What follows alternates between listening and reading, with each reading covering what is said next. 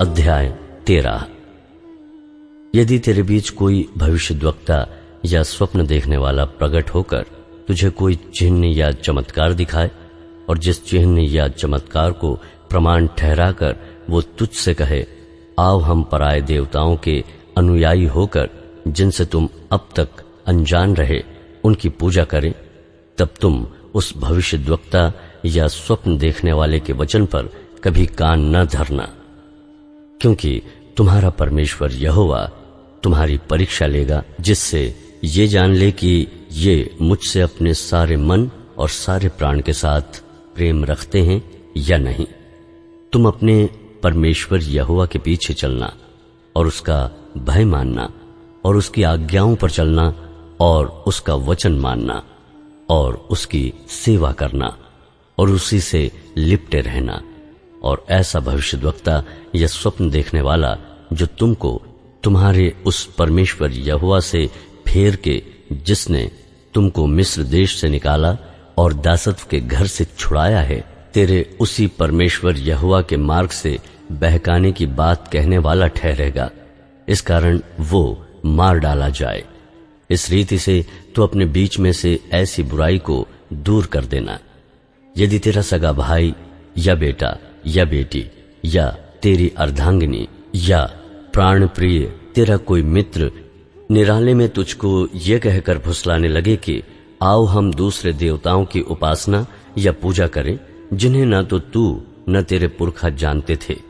चाहे वे तुम्हारे निकट रहने वाले आसपास के लोगों के, चाहे पृथ्वी के एक छोर से लेके दूसरे छोर तक दूर दूर के रहने वालों के देवता हों, तो तू उसकी न मानना और न उसकी बात सुनना और न उस पर तरस खाना और न कोमलता दिखाना और न उसको छिपा रखना। उसको अवश्य घात करना। उसको घात करने में पहले तेरा हाथ उठे, पीछे सब लोगों के हाथ उठे। उस पर ऐसा पथराव करना कि वो मर जाए, क्योंकि उसने तुझको तेरे उस परमेश्वर यहोवा से, जो तुझको दासत्व के घर अर्थात मिस्र देश से निकाल लाया है, बहकाने का यत्न किया है। और सब इजरायली सुनकर भय खाएंगे और ऐसा बुरा काम फिर तेरे बीच न करेंगे। यदि तेरे किसी नगर के विषय में, जिसे तेरा परमेश्वर यहोवा तुझे रहने के लिए देता है, ऐसी बात तेरे सुनने में आए कि कितने अधम पुरुषों ने तेरे ही बीच में से निकलकर अपने नगर के निवासियों को ये कहकर बहका दिया है कि आओ हम अन्य देवताओं की, जिनसे अब तक अनजान रहे, उपासना करें, तो पूछताछ करना और खोजना और भली भांति पता लगाना। और यदि ये बात सच हो और कुछ भी संदेह न रहे कि तेरे बीच ऐसा घिनौना काम किया जाता है, तो अवश्य उस नगर के निवासियों को तलवार से मार डालना और पशु आदि उस सब समेत जो उसमें हो, उसका तलवार से सत्यानाश करना। और उसमें की सारी लूट चौक के बीच इकट्ठी करके उस नगर को लूट समेत अपने परमेश्वर यहोवा के लिए मानो सर्वांग होम करके जलाना, और वो सदा के लिए डीह रहे, वो फिर बसाया न जाए। और कोई सत्यानाश की वस्तु तेरे हाथ न लगने पाए, जिससे यहोवा अपने भड़के हुए कोप से शांत होकर, जैसा कि उसने तेरे पूर्वजों से शपथ खाई थी, वैसा ही तुझसे दया का व्यवहार करे और दया करके तुझको गिनती में बढ़ाए।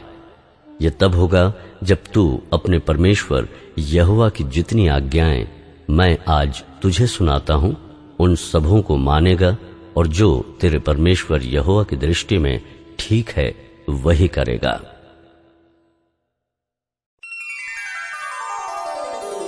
अध्याय 14। शोक मनाने की वर्जित विधि। तुम अपने परमेश्वर यहोवा के पुत्र हो, इसलिए मरे हुओं के कारण ना तो अपना शरीर चीरना और ना भौहों के बाल मुंडाना, क्योंकि तू अपने परमेश्वर यहोवा के लिए एक पवित्र समाज है और यहोवा ने तुझको पृथ्वी भर के समस्त देशों के लोगों में से अपनी निज संपत्ति होने के लिए चुन लिया है। शुद्ध और अशुद्ध पशु। तू कोई घिनौनी वस्तु न खाना। जो पशु तुम खा सकते हो वो ये हैं अर्थात गाय बैल, भेड़ बकरी, हरिण चिकारा, मृग बनेली, बकरी सांभर, नीलगाय और बनेली भेड़। अतः पशुओं में से जितने पशु चिरे या फटे खुर वाले और पागुर करने वाले होते हैं उनका मांस तुम खा सकते हो,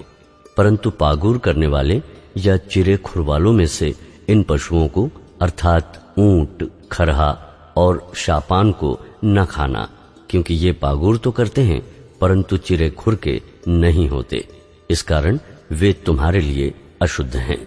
फिर सुअर जो चिरे हुए खुर का तो होता है परंतु पागुर नहीं करता, इस कारण वह तुम्हारे लिए अशुद्ध है।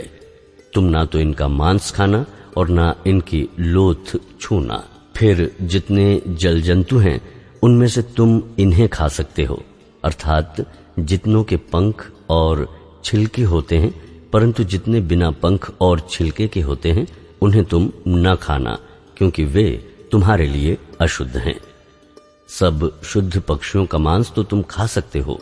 परंतु इनका मांस न खाना, अर्थात उकाब, हड़फोड़, कुर्र, गरुड़, चील और भांति भांति के शाही और भांति भांति के सब काग, शुतुरमुर्ग, तहमास, जलकुक्कुट और भांति भांति के बाज, छोटा और बड़ा दोनों जाति का उल्लू और घुघू, धनेश, गिद्ध, हाडगिल, सारस, भांति भांति के बगुले, हुदहुद और चमगादड़ और जितने रेंगने वाले जंतु हैं वे सब तुम्हारे लिए अशुद्ध हैं। वे खाए न जाएं, परंतु सब शुद्ध पंख वालों का मांस तुम खा सकते हो। जो अपनी मृत्यु से मर जाए उसे तुम न खाना, उसे अपने फाटकों के भीतर किसी परदेशी को खाने के लिए दे सकते हो या किसी पराये के हाथ बेच सकते हो, परंतु तू तो अपने परमेश्वर यहोवा के लिए पवित्र समाज है। बकरी का बच्चा उसकी माता के दूध में न पकाना। दशमांश का नियम। बीज की सारी उपज में से जो प्रतिवर्ष खेत में उपजे उसका दशमांश अवश्य अलग करके रखना, और जिस स्थान को तेरा परमेश्वर यहोवा अपने नाम का निवास ठहराने के लिए चुन ले उसमें अपने अन्न और नए दाख मधु और टटके तेल का दशमांश और अपने गाय बैलों और भेड़ बकरियों के पहिलौठे अपने परमेश्वर यहोवा के सामने खाया करना, जिससे तुम उसका भय नित्य मानना सीखोगे। परंतु यदि वह स्थान जिसको तेरा परमेश्वर यहोवा अपना नाम बनाए रखने के लिए चुन लेगा बहुत दूर हो और इस कारण वहां की यात्रा तेरे लिए इतनी लंबी हो कि तू अपने परमेश्वर यहोवा की आशीष से मिली हुई वस्तुएं वहां न ले जा सके,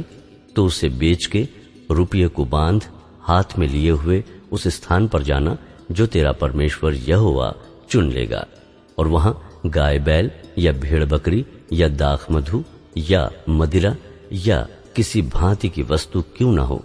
जो तेरा जी चाहे उसे उसी रुपये से मोल लेकर अपने घराने समेत अपने परमेश्वर यहोवा के सामने खाकर आनंद करना, और अपने फाटकों के भीतर के लेवियों को न छोड़ना, क्योंकि तेरे साथ उसका कोई भाग या अंश न होगा। 3-3 वर्ष के बीतने पर तीसरे वर्ष की उपज का सारा दशमांश निकालकर अपने फाटकों के भीतर इकट्ठा कर रखना। तब लेवीय जिसका तेरे संग कोई निज भाग या अंश न होगा, वो और जो परदेशी और अनाथ और विधवाएं तेरे फाटक के भीतर हों, वे भी आकर पेट भर खाए, जिससे तेरा परमेश्वर यहोवा तेरे सब कामों में तुझे आशीष दे।